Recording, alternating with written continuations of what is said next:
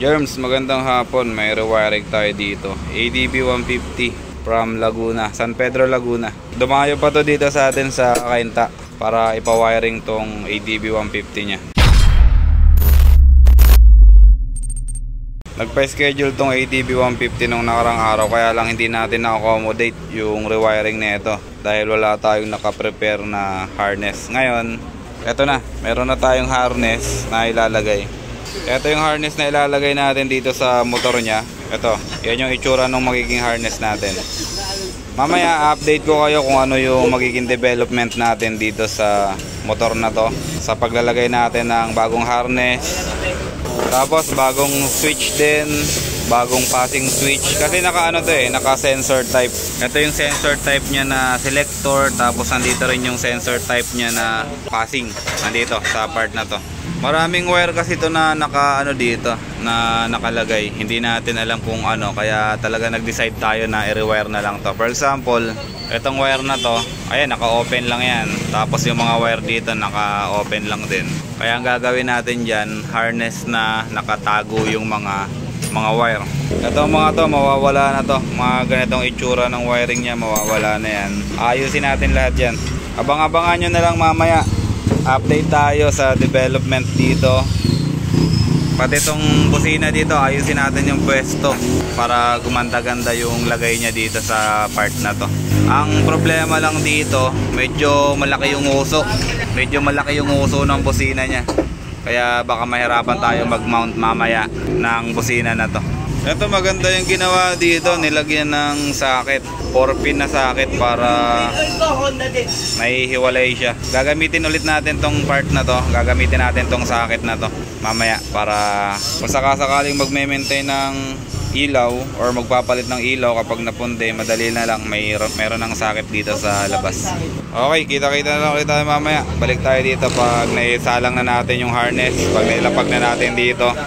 Okay? Germs, good afternoon. Balik tayo dito sa project natin, ADB 150. Tapos na tayo mag-rewiring. Nailatag na natin yung harness natin. Nailagay na natin yung selector switch natin. Nailagay na natin yung passing switch natin dito. Nailagay na rin natin yung 3-in-1 switch, yung para sa kanyang Night Ranger. Pinalitan na natin yung kanyang luma. Ito, pinalitan na natin to. Pinalitan na natin tong luma niyang switch kasi hindi na gumagana minsan yung nasa gitna. Naglolo ko na. Tapos yung main harness natin, eto na, yung para sa horn na relay, tapos sa yellow, white, tsaka sa spotlight ng kanyang Night Ranger. Tapos yung passing switch natin nandito na rin. Yung wire natin papunta sa Night Ranger, nandito na rin siya. Tapos eto na yung pinaka ano natin, eto na yung pinaka finish product natin. Ayan na yan. Yung Night Ranger naman natin, yung sinasabi ko sa inyo kanina na socket, ni-retain na natin kasi magandang idea naman to para sa ilaw na Night Ranger. Kasi yung mga ilaw ng TDD, wala talaga silang quick release socket. Hindi siya kagaya ng mga MDL na merong quick release socket dito for maintenance. Madali lang siyang hugutin. Ito kagaya nito. Ito maganda kasi nilagyan nila ng ganito. Magandang idea na merong ganitong socket para once tatanggalin natin yung ilaw, madali lang natin siyang tanggalin. Yung kanina naman na busina natin, eto na siya ngayon. Eto na yung itsura niya. Teka, picturean natin para makita natin yung pinagkaiba kanina. Ayan na yung naging itsura niya. Nilagyan natin ng terminal. Tapos yung stock natin nandito na rin. Yung dalawang loud horn natin nandyan na. Eto medyo kakaiba lang tong busina ni sir kasi medyo malaki yung bunganga niya. Medyo takaw sa space. Kumakain siya ng space dito banda. Usually kasi PIA horn ang nilalagay natin dito sa pwesto na to. Minsan yung Bosch naman na hindi masyadong malaki yung bunganga. Yan yung nilalagay natin. Pero ito, ayan, nagawa natin ng paraan. Hindi naman siya sumasabit. Tapos wala siyang touching na part dito. So okay, bubuuin na natin to. Bubuuin na natin tong motor ni sir para makauwi na rin. From Laguna pa to, San Pedro, Laguna. Malayo-layo pa yung dinaya nito ni sir dito sa Kainta. Ano pa ba? Ano pa bang ano natin? Ano pa bang didiscuss natin dito? Yung harness natin kanina, kung nakita nyo, yung hinugot natin sa kabilang side, ano lang siya, bare wire lang siya. Wala siyang balot na ganito. Wala siyang balot na ganito papunta sa battery, papunta dito sa taas. So ang ginawa natin, nakita nyo naman kanina yung harness na ginawa natin or yung kinabit natin dito. Ipa-flash ko na rin sa picture para makita nyo, para may idea kayo.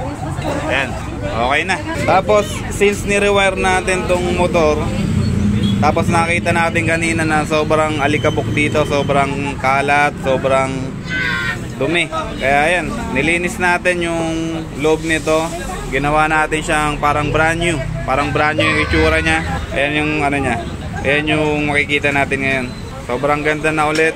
Sobrang aliwalas na ulit ng itsura. Germs, magandang hapon.